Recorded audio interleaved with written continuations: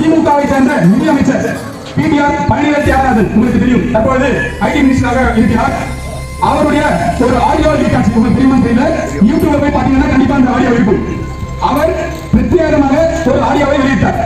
அதாவது ஆட்சிக்கு வந்து 1.25 வருஷத்துல சுமார் 30,000 கோடி மகனும் மருமகனும், அதாவது உதயநிதியும் சபரீசனும் மட்டும் 30,000 கோடி கொள்ளையடித்துள்ளனர் என்பதை எதிர்கட்சியை சேர்ந்த அதிமுகவோ பாரதிய ஜனதா கட்சியோ சொல்லவில்லை.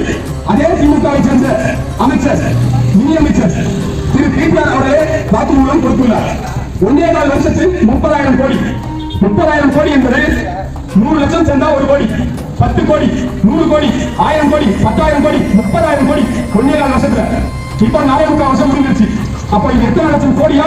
அந்த 2 பேரை மட்டும், அந்த முதன்மை குடும்பம் மட்டும் கொள்ளையடிச்சிருக்கும் மக்கள் நீங்க புரிஞ்சுக்கணும். அதாவது ஒரு 20 வயசு பையன் ஒரு ரூமுக்குள்ள போயிட்டு அந்த பணத்தை என்ன ஆரம்பிச்சா, அதாவது அந்த 30,000 கோடி பணத்தை என்ன ஆரம்பிச்சா 80 வயசு முடியும் போதுதான் அந்த பணத்தை எண்ணி முடிப்பான். அதாவது தன் வாழ்நாள் முழுவதும் அந்த பணத்தை எண்ணுவதற்காக மட்டுமே ஒருவன் தன் வாழ்நாளை கொடுக்க வேண்டும். அப்பேற்பட்ட பணத்தை கொள்ளையடித்த திராவிட முன்னேற்ற கழகம்